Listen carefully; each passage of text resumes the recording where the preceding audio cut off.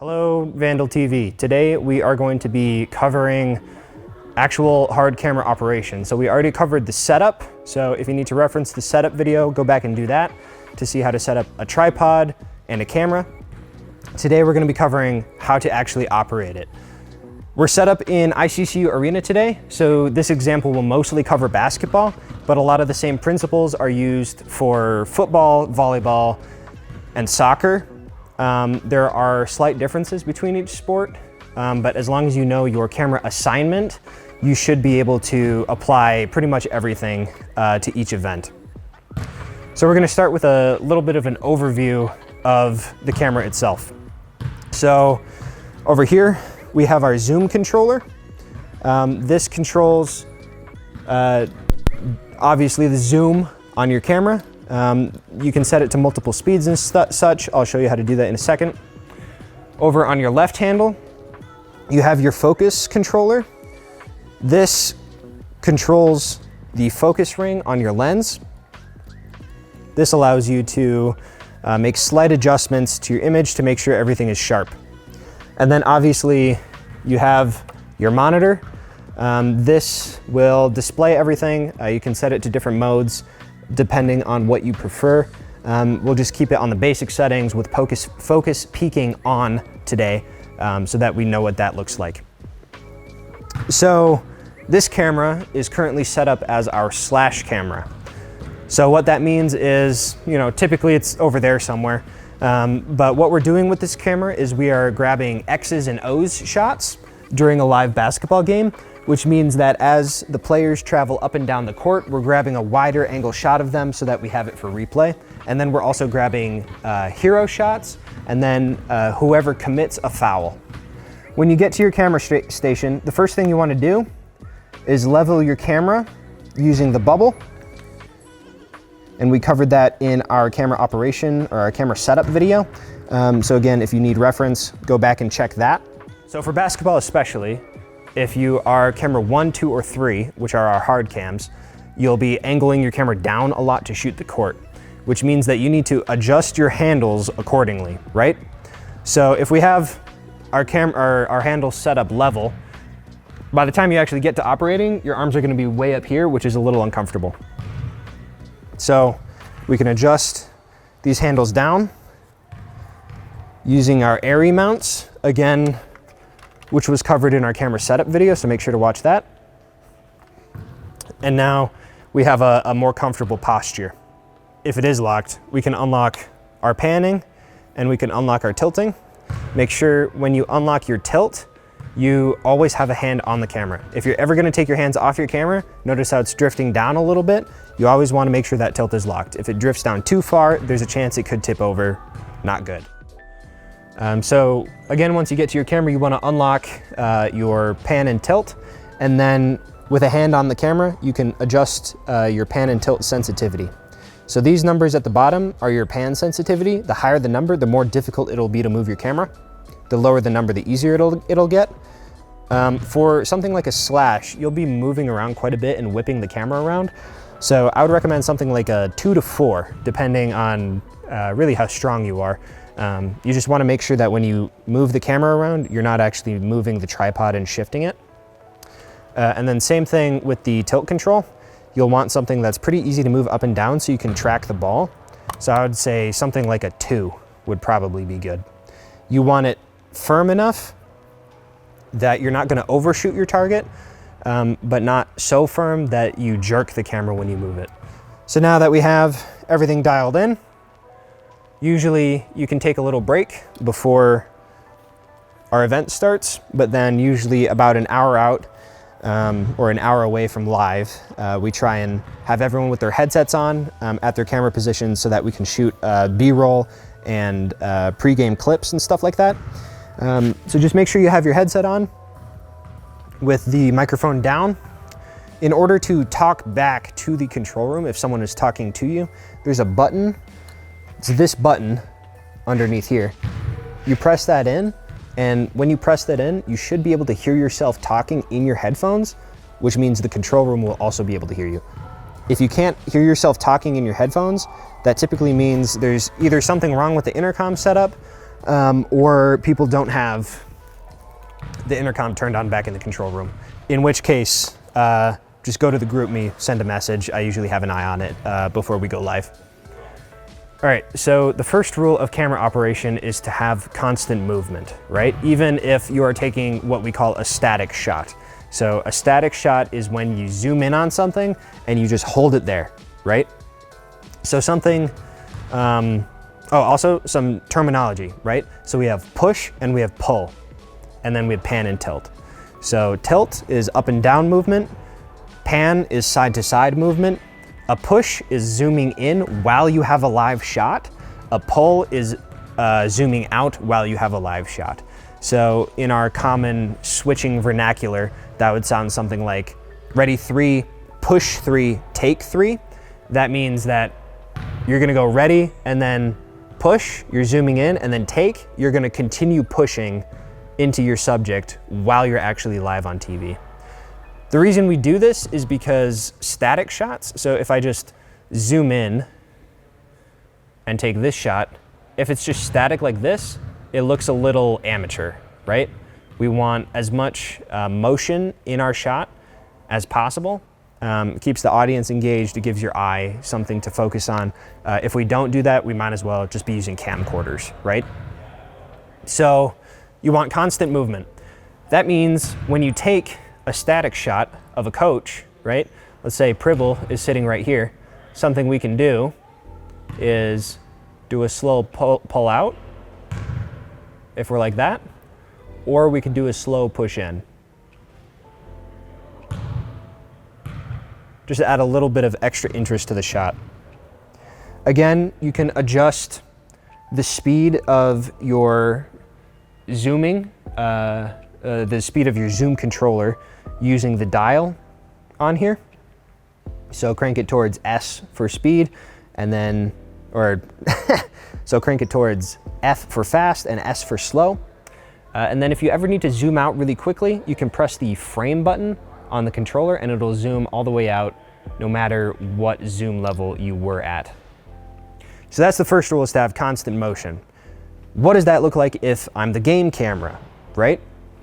So if you're just panning back and forth, like the game camera, this is not good, right? So if we just go wank, wank, wank, we don't want to do that, right? We want our movements to have a little bit of Bezier on them, which means that it eases into the final point and eases out of it. So if we have a miniature court here, what I'm doing is going back, slowing down, then stopping, and then going back. You want it to flow a little bit. So in order to execute these smooth movements, we need to use a combination of the zoom and focus controllers. The best tool you can use to nail your focus, I would say 80% of the time, is something called back focus. That lingo can get a little mixed up sometimes because there's something that is like an actual physical back focus on our lens, but all we mean is to set your focus distance.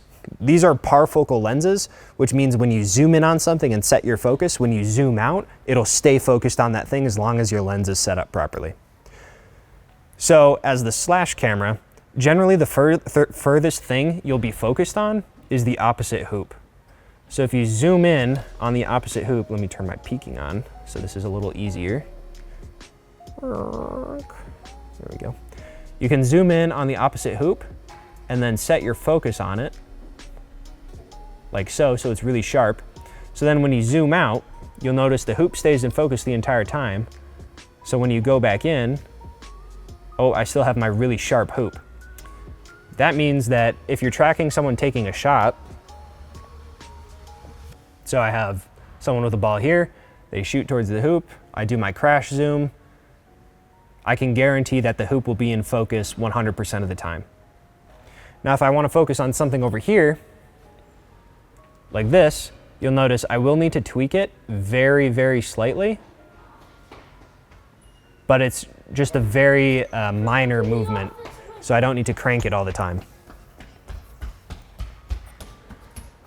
As the game camera, the best thing that you can set your focus on is the center court logo. So if you set your focus here, and then you zoom out to the customary, let's say, I think we go between Z15 and 30. Then you can guarantee that your entire shot will be in focus at the same time. Okay. So now that we have the three important things about camera operating, right? So always be moving your camera, keep those flowy movements. We want smooth movements, we don't want jerky. And then minor focus adjustments are really important, so make sure to set your back focus so you don't have to do anything crazy. We're gonna talk about the main camera movements that different stations will be responsible for depending on your assignment, right? So for basketball, we have 3 hard cameras with 3 different assignments. So up top, we have the game camera, which is responsible for going back and forth. We have the high and tight camera, which is responsible for a more of a highlight angle, picking out specific players, so we have that shot. And then this is our slash, which is similar to the high and tight, but takes wider angles, mostly for replay, so that we can see the ball moving around, have tracking closer to the hoop, and grab hero shots from a different perspective. So every sport is going to have a game cam, right? So that camera is responsible for going back and forth, capturing the action. Something really important with the game cam is program return. There's a button right above the zoom lever. This here is your program return. So when you press that, you'll be able to see what is on the program feed downstairs on your monitor. So you see when I press that, the scoreboard appears. It'll be a little hotter than normal because it's overlaying on top of what you already have. But this is especially helpful on the game camera. So when you have a red program light and we're live on your shot, you can press the program return and see the scoreboard on top of your current feed. So you can make sure that you're not covering up players' feet with the scoreboard, which for basketball especially is super important. But if you cover up players with the scoreboard, really in any sport, it looks a little cheap. And then as you go back and forth, especially for basketball, make sure you're zooming in on the opposite end of the court, right? So if this camera was a little more central, we would zoom in, something like this. Someone makes a shot, misses, come out, we zoom out a little bit. When they get to the other end of the court, zoom in. So it's that constant motion, right? Zoom out, zoom in. For something like soccer, where you are covering the entire field, you want to pull out as the ball is passed, push in as someone receives the ball, so you keep the general collection of players around the ball in frame, but we're not so zoomed out that you can't see anything, right? So it's that constant movement, be really smooth going back and forth, but also make sure that you're playing with your focus a little bit so the audience knows what they're looking at specifically. So then high and tight and the slash camera, as well as a myriad of other camera assignments, have to worry about something called hero shots. So a hero shot is when you pick out a specific player or a specific group of players that did the thing, right? So if someone scores a touchdown, right, you would grab a hero shot of that player specifically. Touchdown's not a great example because that shot would likely come off of like one of the shoulder cameras, but example for basketball, if someone shoots a 3-pointer, swish, crowd goes crazy, right? We would likely go to a hero shot of either camera 2 or camera 3, which means that you're just zooming all the way in on that person, so we get a little more face detail. And we can have usually a waist up shot of them to highlight for the audience at home, like here's who did the thing, right? Sometimes we'll grab it from 2, sometimes we'll grab it from 3. It depends on which direction they're going up the court and who's facing who, really, because you wouldn't want to grab, if someone over here scores, right? You wouldn't want to grab a hero shot of them moving back up the court because as soon as they score, they're going to turn around and you won't be able to see their face anymore. So for these hero shots, what we're looking for is a crash zoom, which means you're just zooming in really, really quickly. You're not worried about the audience seeing it because it won't be live on the program feed. So let's say the Idaho or the Big Sky logo right here just scored a goal, right? So you go swish, rah! Like as soon as that happens, you're crashing into about here. So between 70 and 80 on your zoom and following them back up the court. So again, when you're on one of these camera positions, you want to make sure that your zoom is at a comfortable enough speed so that you can zoom in really quickly. So someone shoots a 3, you track the ball, oh, swish, you can snap to them immediately, follow them back up the court. So next we're going to talk about pushing and pulling shots. We covered this a little bit earlier, but I'm going to really hammer the point home. So a push is when you zoom in while you're live. A pull is when you zoom out while you're live. These are really important to add movement, but also a little bit of flavor to your shot so you can make sure that you're keeping everyone engaged, right? So let's execute a push. So something that we'll often do is push in right before the tip of a basketball game. So what this would look like is 3, push in on tip, ready 3, push 3, take 3. So it's ready 3, so 3 is like, yep, I'm ready to push. Push 3, so you're slowly zooming in. Take 3, we're live on you, you keep pushing, then the tip happens and then we cut to camera 1. I'll put an example on the screen of this happening. A pull shot is the same, but reversed, right? So if we have, let's say we're coming back from commercial, we already set our back focus, so we just barely got to adjust this. And we want to come back to the team warming up. We're going to start on a shot of the hoop. You know, the basketballs are swishing through it right now. So this would be, we'll be back in 10, 9, 8, 7, 6, 5, 4, ready 3, pull 3, 2, 1, we're live, take 3, we're going, and then we cut to a different camera. So the pushing and pulling, just pay attention to the vernacular. It just means we're zooming in and out while we're live on your shot, depending on the scenario. So that covers the basics of actually operating a camera. Again, each position will be a little different depending on your assignment, right? But you can apply the same shot types and the same principles to each assignment. So for example, for football, if you are the wide receiver ISO camera, so you're the furthest camera ahead of the play and your job is to grab the wide receivers, that sounds a little complicated, but all you're really doing is grabbing long hero shots, right?